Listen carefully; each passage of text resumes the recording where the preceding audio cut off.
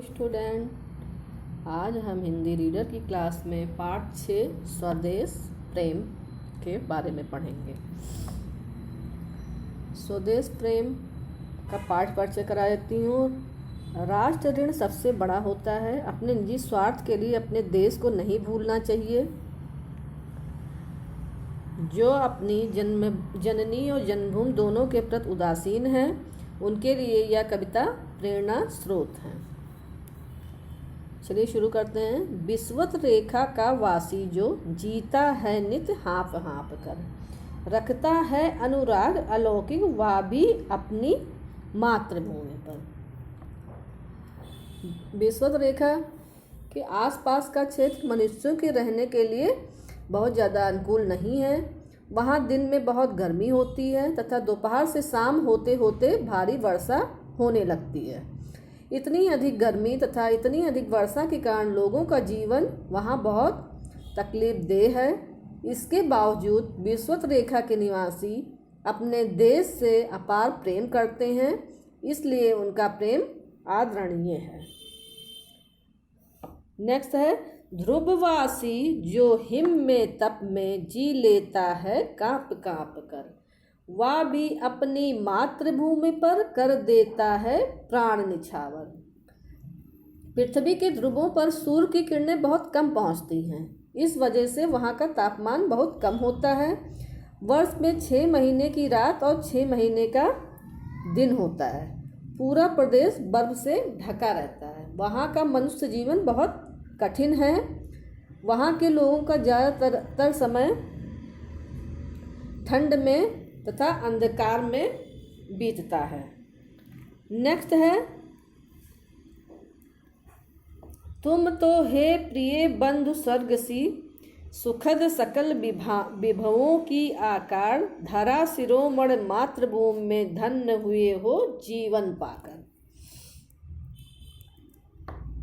संसार के किसी भी भाग में शायद ही प्रकृति मनुष्य जीवन के लिए इतनी अनुकूल जितनी कि भारत देश में है। भारत देश धन्य धान से समृद्ध व प्राकृतिक संपदाओं से संपन्न है। यहाँ की जलवायु ऐसी है कि मनुष्य को मौसम की वजह से ज़्यादा कष्ट नहीं उठाने पड़ते। हमारे यहाँ वर्ष के 12 महीने खेती होती है, इसलिए कभी हमारे देश को धरा शिरोमणि कहते हैं। ऐसे देश में जन्म पाकर हमारा जीवन धन्य है। तुम जिसका अन्न जल ग्रहण कर बड़े हुए लेकर जिसकी रज, तन रखते कैसे तज दोगे उसको हे वीरों के वंशज। कभी भारत भूमि की प्रशंसा करते हुए उसे धरा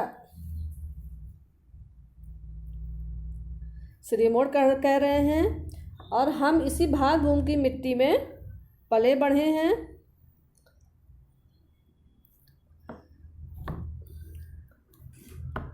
इसका अन्न जल ग्रहण कर हमने जीवन जिया है।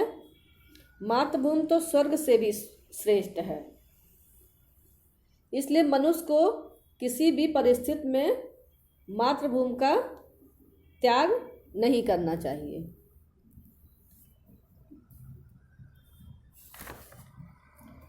जब तक सांस एक भी दम हो अवशिष्ट एक भी धड़कन, रखो आत्म गौरव से ऊंची पलकें ऊंचा सिर ऊंचा मन।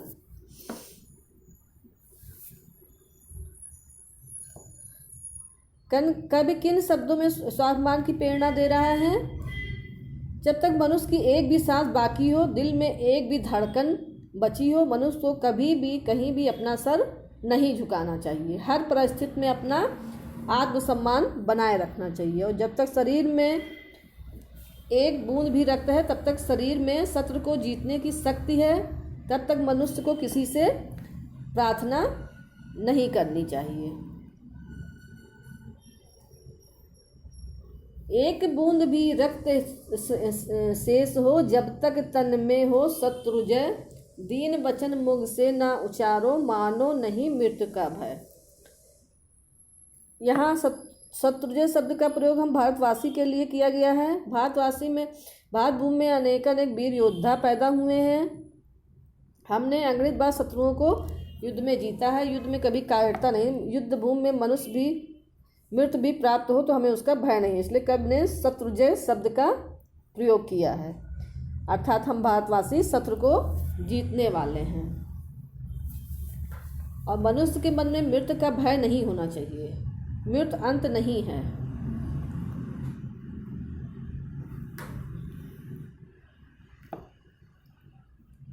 इसलिए मनुष्य को निर्भय होकर मृत्यु का स्वागत करना चाहिए। अब इस कविता से हमको क्या सीख मिली? हमारा देश हमारे लिए सबसे बढ़कर है, इसका मान सदैव रखना चाहिए। अब इसके वर्ड मीनिंग हम आप लोगों को